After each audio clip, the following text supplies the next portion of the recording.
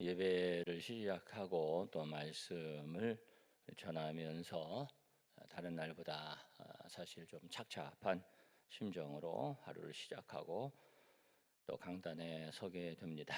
아시는 것처럼 이태원에 엄청난 인사 사고가 있었습니다.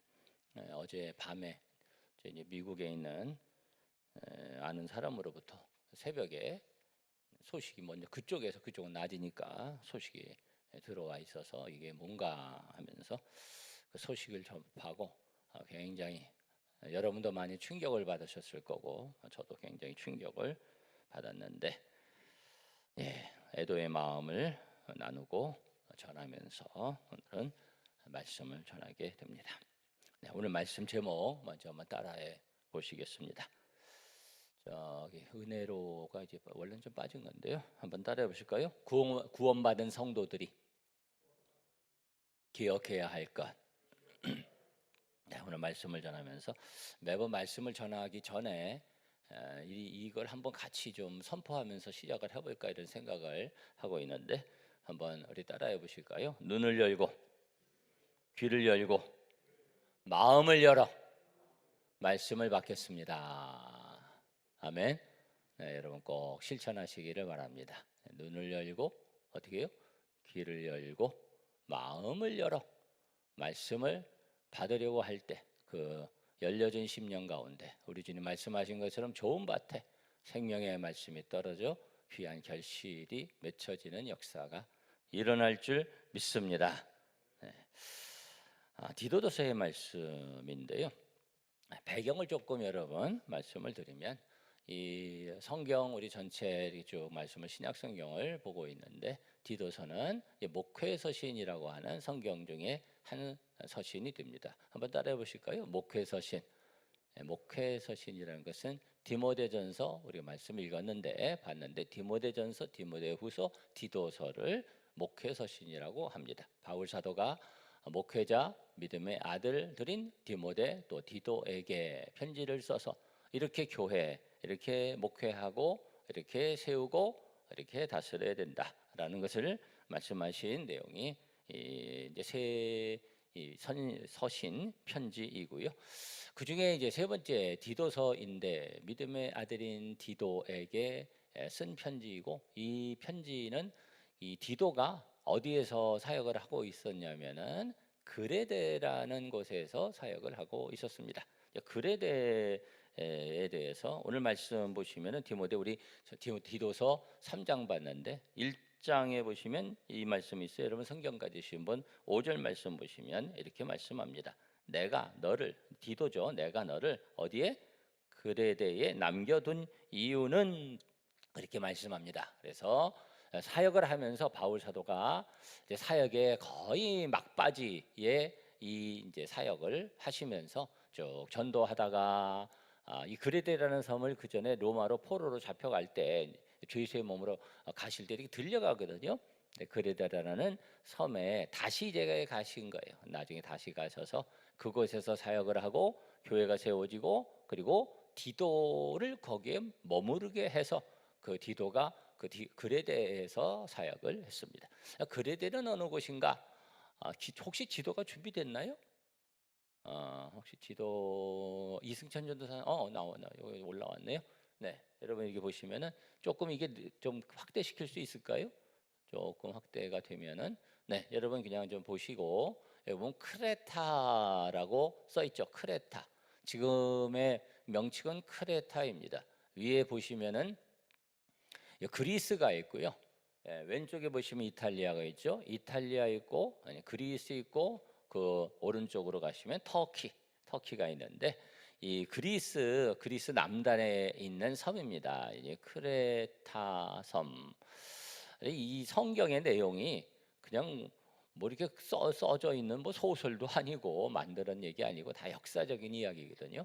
그래서 바울 사도가 이 디도로 하여금 목회하게 했던 것이 이 크레타 섬입니다. 지금은 크레타, 크레테, 뭐 크레타 이렇게 말하는데 성경에는 그레데 이렇게 되어 있고요. 섬이 규모가 어느 정도로 되어 보입니까?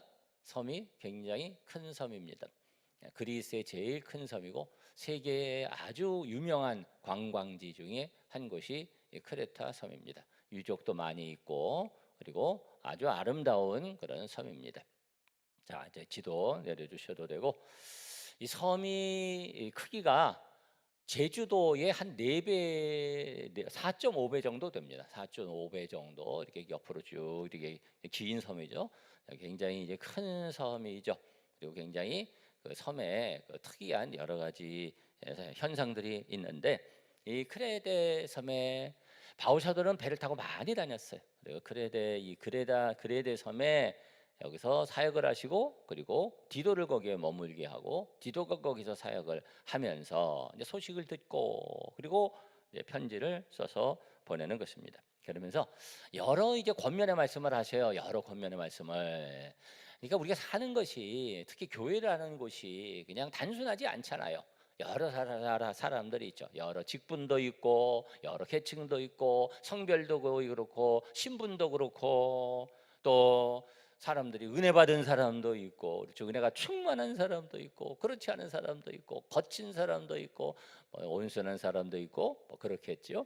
그런 여러 종류의 사람들이 있어서 바울 사도가 여러 사람들에게 이렇게 신앙생활 할 수 있도록 권면을 하고 있는 것입니다. 그래서 예를 들어 가지고 여러분 성경 잠깐 보시면 디도서 1장 5절에 보시면 내가 너를 그레데 남겨둔 것은 하면서 장로에 대한 말씀을 하시고 장로는 어떤 사람들 장로 세워야 된다. 요즘하고 좀 다른 장로의 개념이 있지만 어쨌든 교회 지도자들입니다. 7절에 보면은 감독에 대해서 말씀을 하고 있고요. 감독은 어떻게 세워야 된다. 2장에 가서 보시면 2장 2절에 지금 좀 현대적으로는 우리가 조금 어색하게 받아들일 수 있는 그런 용어인데 늙은 남자라고는 조금 불편할 수 있죠. 늙은 남자 남자 노인 그렇게 말할 수도 있겠죠. 늙은 남자는 어떻게 해야 되고 3절에 보면 늙은 여자 노인 뭐 이렇게 뭐 그런 사람들은 어떻게 해야 되고 2장 6절에 보면 젊은 남자들에 대한 교훈도 나오고요. 젊은 남자들 9절에 보면 종들에 대해서 종들 어떻게 돼야 되고 그래서 이것이 어떤 한 사람에 대한 것이 아니라 이런 사람 저런 사람 이런 사람들을 이렇게 해야 되고 이렇게 말씀을 하고 있습니다. 그러면서 오늘 말씀이 디도서의 이제 종합적인 말씀을 우리가 함께 보려고 하는 건데 오늘 말씀은 종합적인 말씀이에요. 이런 모든 사람들에게 다 해당이 되는 그런 종합적인 부분에 대해서 말씀을 하고 있습니다. 여러분 그래서 오늘 말씀을 우리가 보면서 그것이 이제 종합적인 말씀이거든요. 이 말씀이 글에 대해 그 사람들에게 주신 말씀이고 또 여러 계층의 여러 종류의 그런 사람들에게 주신 말씀이고 또 종합적인 말씀이에요. 그래서 이 말씀이 여러분에게도 내게 주시는 말씀으로 또 이 말씀이 특별히 어떤 부분이 내게 주시는 말씀으로 들려질 수 있죠. 그렇게 여러분 깨달아지고 들려지기를 바라고 내게 주시는 권면의 말씀, 은혜의 말씀 될 수 있기를 축원합니다. 이 말씀이 내게 주시는 말씀이구나 깨닫게 되는 거죠. 바울 사도도 그렇게 말씀을 하고 있고요. 그래서 이 그레데 사람들의 이전 모습에 대해서 말씀을 하고 있어요. 그레데 사람들은 이런 사람들이었다, 이런 사람들이다. 근데 그런 모습이 여전히 좀 있는 거예요. 그레데 사람들의 그 이전의 모습 그리고 우리들의 모습이 이렇고 그레데 사람들의 성향이 이렇고 그런데 우리 속에 말이에요. 우리가 살아가면서 그런 성품이 변화된 그런 성품이 근데 이전에 있었던 것들이 우리 속에 계속해서 막 꿈틀댈 수가 있죠. 그런 모습들이 우리 사람들에게 그런 연약한 모습, 악한 모습, 더러운 모습 그리고 세상에 환경적으로 좋지 않은 여러 그런 부분들이 많이 있어서 그런 것이 자꾸 돌아가려고 하는 그런 부분들이 있는 거예요. 그렇기 때문에 바울 사도가 그레데는 이런 것이고 세상이 이렇고 또 우리들도 이렇고 그런데 이라는 하나님의 은혜가 우리 가운데 임했고 그래서 너희들이 이것을 알고 이런 목표를 갖고 이렇게 살아가야 한다라는 말씀을 하고 있습니다. 그래서 이 말씀은 굉장히 특화된 말씀이면서 어떤 사람들에게만 꼭 특화된 말씀이 아니라 바울 사도가 말씀하는 것처럼 우리 모두에게 내게 주시는 말씀으로 들려지게 되는 거죠. 자, 여기 그레데에 대한 말씀을 하시는데 이런 말씀을 하십니다. 2절 말씀 오늘 말씀 읽었죠? 2절 말씀에 비방하지 말며 다투지 말며 관용하며 범사의 온유함을 모르는 사람에게 나타낼 것을 기억하게 하라 하시면서 우리도 이렇게 말씀해요. 우리도 이전에는 이러한 사람들이었다 이런 말씀을 하시는데, 그런데 특별히 그레데 사람들이 아주 좀 유명한 사람들이었어요. 어떤 식으로 유명한 사람들이었냐면은 거칠고 그리고 사람들의 기질이 별로 좋지 않았어요. 그래서 여러분 1장 12절 말씀 보시면, 성경 오늘 디도서 1장 12절 말씀 보면 이런 말씀이 있습니다. 그레데인 중에 어떤 선지자가 말하되, 그레데인들은 인용한 거예요. 그레데인들은 어떤 사람이에요? 항상 거짓말쟁이이며 악한 짐승이며 배만 위하는 게으름뱅이라. 이런 말이 그 당시에 이 그레데 사람들을 향해서 있었다고 말해요. 그레데 사람들은 이런 사람들이야. 너무 좀 안 좋은 말이죠. 저는 그 어떤 소위 이제 편견 같은 것을 안 갖고 있다고 생각을 해요. 그런 것을 정말 안 갖고 있는 사람이라고 저는 생각을 하는데, 목회자니까 더 그래야 되겠죠. 그런데 이 그레데 사람에 대한 편견이 있었는데, 이것이 사람들한테 그 지역에 많이 알려졌던 그런 부분들이었는데요. 우리나라도 보면 그런 얘기 있잖아요. 아유, 충청도 사람, 그래. 충청도 사람은 어떤 사람들이고, 아이고 충청도 사람 같아. 여기 충청도 분 계신가 모르겠는데, 충청도 사람은 좀 안 좋은 얘기를 해도 괜찮아요. 왜냐하면은 안 좋은 얘기 한다면 나중에 가서 뭐라 그러니까. 충청도 사람은 이렇고 뭐 이렇게 얘기를 하기도 하고요. 또 전라도 사람은 어떻다 뭐 이런 얘기도 하고, 또 경상도 사람은 어떻다 뭐 이런 얘기도 합니다. 전라도 사람은 어떻고 경상도 사람은 어떤가요? 강원도 감자바위에서 온 분들도 계신데 강원도 사람이다 뭐 이런 얘기도 합니다. 수원 사람은 어떤가요? 수원 사람에 대해서는 좋은 평판이 있습니까? 아니면은 좀 안 좋은 평가가 있습니까? 네, 여러분들의 눈빛을 보니까 수원 사람에 대해서 그렇게 좋은 평판이 아닌 것 같기도 하고, 우리가 수원 깍쟁이 뭐 이런 얘기도 하고 그러기도 하죠. 자, 제가 반은 안성 사람입니다. 반은 안성이 고향은 아니고요. 서울이 저는 이제 고향이고, 그런데 또 우리 아버지 위북에서 내려오셔서 뭐 그런 사람들은 뭐 이북 사람이라고도 얘기를 하고 합니다만, 안성에서 좀 살았고, 아버지 안성에서 오랫동안 목회하셔서 안성에서 은퇴하시고, 뭐 제 막내 동생 같은 경우는 거의 이제 안성 사람이다 그렇게 말하죠. 안성은 어떤 것인가? 네, 안성에 대해서는 그렇게 좋은 평판이 있지는 않습니다. 제가 안성에 있었기 때문에 안성 좀 흉을 좀 보는데, 안성이 굉장히 이제 폐쇄적인 것이고요, 텃세가 심한 것이고 거칠은 것이고 지독한 곳입니다. 안성. 네, 그렇게 평판이 좀 나 있어요. 여러분들은 그런 평판을 들으셨는지 모르지만 제가 안성을 욕해도 되는 입장이기 때문에 제가 안성 욕을 좀 하는 겁니다. 그런데 그런 평판이 있거든요. 어떤 지역은 좋은 지역, 어떤 지역은 좀 여러 가지 그 환경이 괜찮은 데도 있고 또 안 좋은 데도 있고 뭐 그럴 수가 있죠. 데살로니가 사람들이 좀 안 좋았죠. 그래서 바울 사도가 데살로니가에서 굉장히 어려움을 많이 겪었다고 했죠. 그래서 막 쫓겨가지고 어디로 갔죠? 베레아라는 곳으로 갔는데, 베레아라는 지역은 요즘 말하면은 이렇게 말하면 청주 분들이 좋아하실지 모르는데 청주 교육도시 뭐 그런 얘기 하잖아요. 그래서 베레아는 좀 학력도 높고 사람들도 좀 점잖고 이런 곳이었다고 했습니다. 그래서 베레아에 갔더니 베레아 사람들은 데살로니가에 있는 사람들보다 훨씬 점잖고 훨씬 사람들의 그 기질이 좋아서 바울 사도가 말씀을 전하니까 잘 받아서 말씀 연구하고 그리고 은혜 생활을 했다, 이런 말씀이 성경에 기록되어 있는데요. 이런 기질적인 부분이 분명히 있기는 좀 있어요. 그것이 우리가 좋지 않은 선입견에 사로잡히면 안 되지만, 이 부분을 여러분들이 좀 심각하게 생각할 필요가 있는 부분이 있는데, 그것은 뭐냐면, 여러분 그렇잖아요. 사람들 보면은 유유상종입니다. 유유상종. 막 사기꾼들, 거치는 사람들, 뭐 그냥 세상에서 내놓은 사람들, 이런 사람들 친구가 없을 것 같죠? 친구가 없습니까? 다 친구가 있습니다. 그런 사람끼리 모입니다. 그런 사람끼리 모여요.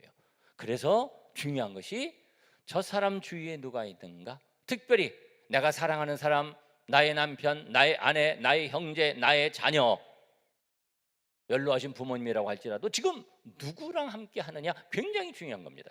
그래서 눈여겨봐야 돼요. 우리 아이들이 누구랑 지금 어울리고 있는가? 굉장히 눈여겨봐야 되고요. 우리가 기도해야 되고, 좋은 사람 만날 수 있도록 여러분 기도하시기를 바라고, 좋은 사람 만나는 복을 누리시기를 바랍니다. 주위에 긍정적인 사람이 있어야 되고요, 부정적인 사람이 있으면 안 되고, 주위에 거치는 사람끼리 이렇게 자꾸 모여지게 되고, 그렇게 되면은 결국은 손해를 보고요. 은혜로운 사람, 긍정적인 사람, 하나님 사랑하고 그리고 하나님께서 기뻐하시는 삶을 살기 위해서 힘쓰는 그러한 사람들과 함께 하는 것이 참 큰 복이죠. 우리가 이렇게 함께 하는 것이 하나님의 큰 복인 줄 믿습니다. 그런 공동체를 이루어야 되고, 그런 사람이 만나져야 되고, 내가 그런 사람이 돼야 되고, 선한 영향력을 끼치고 선한 영향력을 또 내가 받는 그런 관계가 형성돼야죠. 여러분, 그러한 만남이 여러분 가운데 계속해서 이루어지시기를 주님의 이름으로 축복합니다. 그래서 그레데라는 곳이, 여러분, 그레데라는 곳이 아까 제가 지도를 통해서 보여드렸지만 그레데는 어디예요? 섬입니다. 섬이기 때문에 그런 지역적인 특성이 더 강합니다. 섬이라는 곳에 또 특성이 있습니다. 섬은 어떤 곳입니까? 그런 거 여러분 아시죠? 바닷가 사람들이 거칠죠. 보통 바닷가가 미신이 굉장히 성행하죠.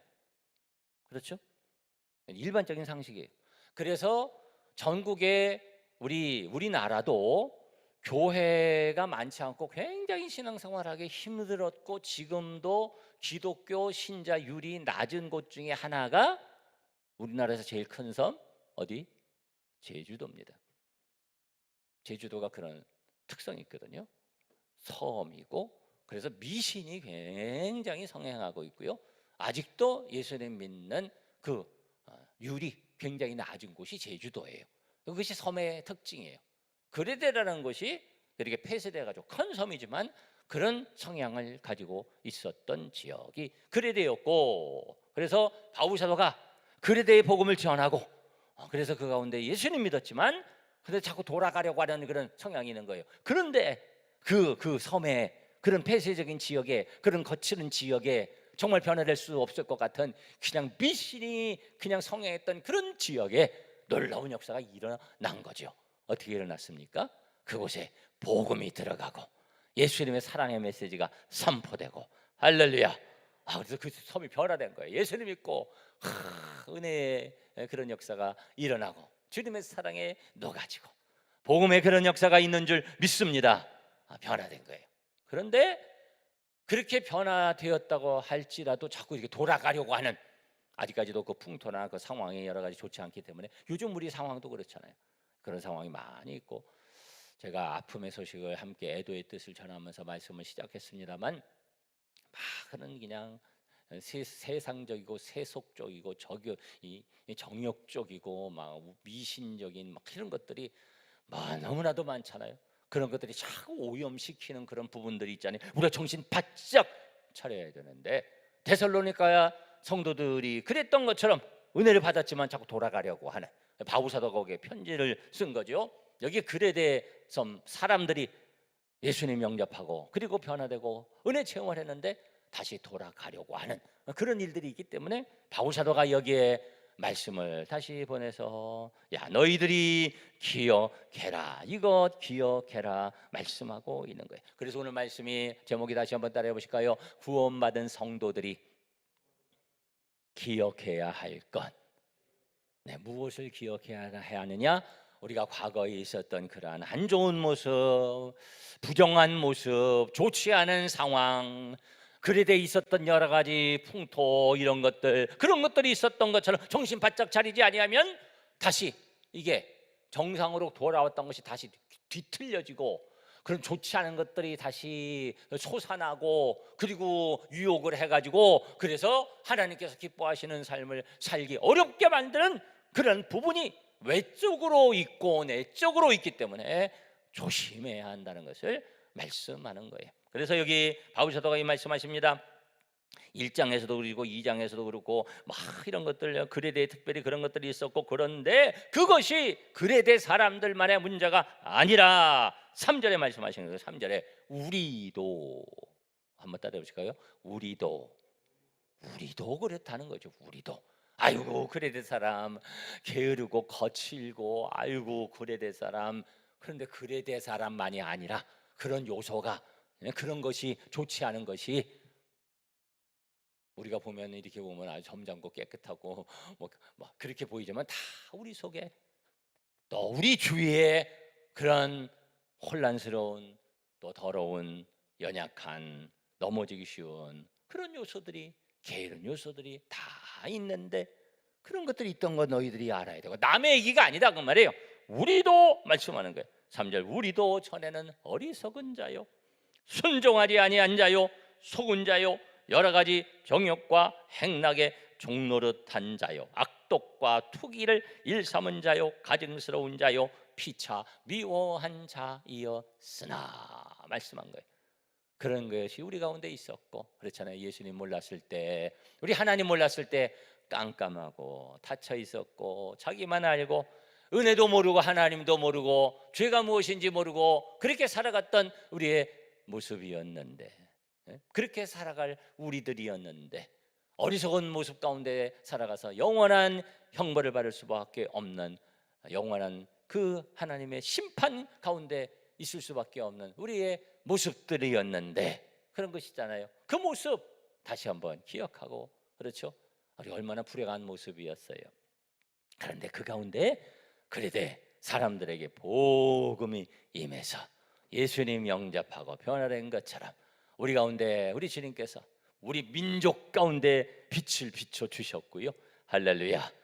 여러분의 영혼 속에 빛을 비춰 주신 줄 믿습니다.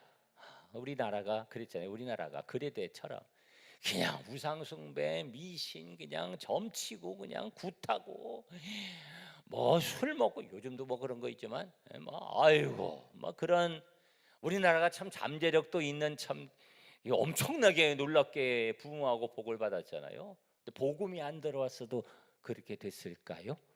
복음을 통해, 교회를 통해, 예수님의 사랑의 은혜로, 성령님의 생명의 역사로 이런 일이 우리 가운데 일어나고 우리가 그 축복을 경험하게 된 줄 믿습니다.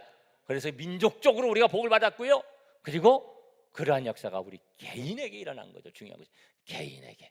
그래서 저는 즐거움으로, 감격으로 늘 간증을 하지만, 제가 고등학교 1학년 때까지 예수님을 안다고 하면서도 예수님을 몰랐고, 그리고 깜깜한 그런 속에 있었다가 예수님께서 사람들이 거듭나지 아니하면 거듭나야 된다, 2번 태어나야 된다, 예수님께서 하나님을 아시는 빛을 내 생각과 내 영혼 속에 비춰 주셔서, 그래서 예수님을 구주로 영접하고, 그리고 그 죄의 문제가 해결되고 하나님의 백성이 되고 하나님의 자녀가 되고, 할렐루야. 우리가 모두 이런 역사가 일어나야 되고요. 여러분 그런 얘기를 해요. 세상에서 선한 일하고 착한 일하고 뭐 그렇게 사는 사람도 많고, 근데 예수님 믿는다고 그러면서 보면 은혜 받았다고 하는데 그렇게 못 사는 사람도 있고, 그러면서 비판하는 사람도 있는데, 여러분 태어나야 성장을 하는 거고요. 그래서 우리가 태어나야 되고요, 거듭나야 되고, 영적 생명을 얻어야 되고, 그리고 우리에게 많은 날들이 있어도 말이에요, 하나님께서 보시는 귀한, 사람의 시간이, 사람이 볼 때는 하루, 이틀, 사흘, 1년, 2년 그렇게 세지만, 그러나 하나님께서 보시는 그 시간은 달라요. 우리가 예수님 믿은 그 시간, 그 시간이 온 천하의 다른 시간보다 귀하고, 그냥 살아가는 그 모든 시간은 아무 의미 없는, 아무 영향력이 없는, 영양가가 없는 그런 시간이 될 수 있는 거예요. 그러나 예수님 믿은 그 시간 너무 귀하고, 할렐루야. 많은 짐승의 피도 많이 들었잖아요 옛날에. 그리고 헌금, 헌신 뭐 그런 것도 많이 하고, 봉사도 많이 하고, 뭣도 많이 쌓아놓고, 그런 것들이 아무리 있다고 할지라도 그것으로 우리의 죄를 요만큼도 해결할 수가 없어요. 예수님의 십자가의 보혈이 우리의 모든 죄를 해결하시고, 할렐루야. 십자가 그 보혈의 은혜가 모든 공로보다도 더 위대한 것을 여러분이 아시고 십자가 보혈의 은혜를 여러분 아시고 누리는 성도들이 되시기를 축원합니다. 그것이 가장 귀한 것이고요. 예수님이 십자가, 그리고 그 순간 거듭나는 거죠.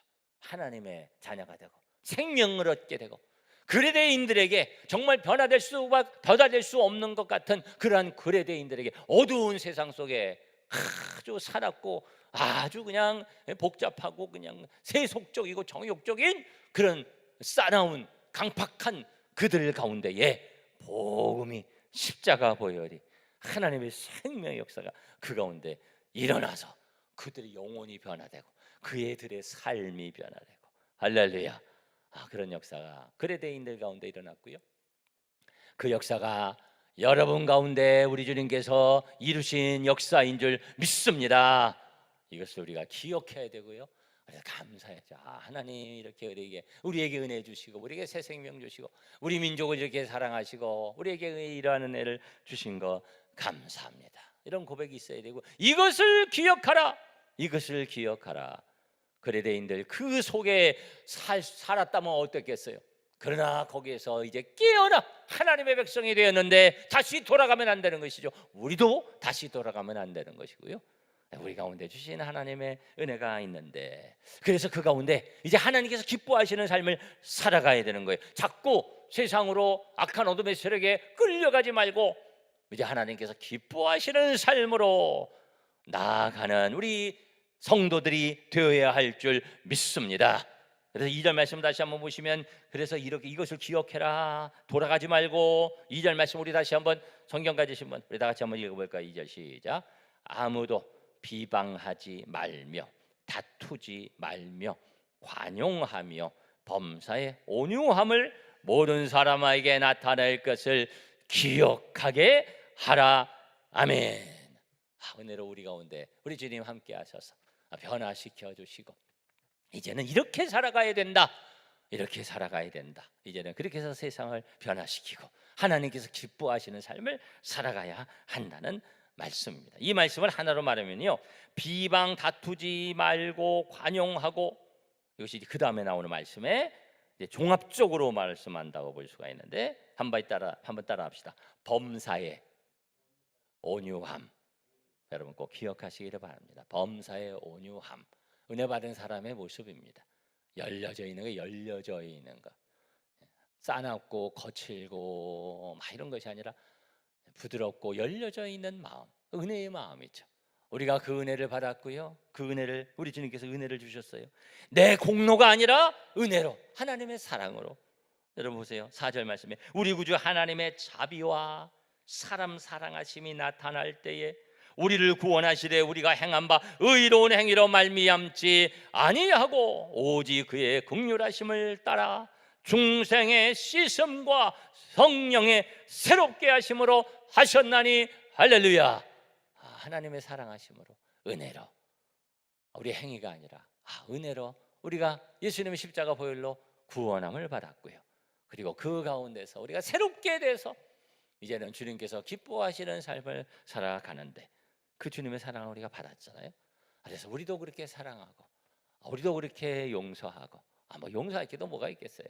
이렇게 우리가 용납하고 그리고 마음을 열고 강팍하게 하지 말고 열려진 마음, 범사잖아요.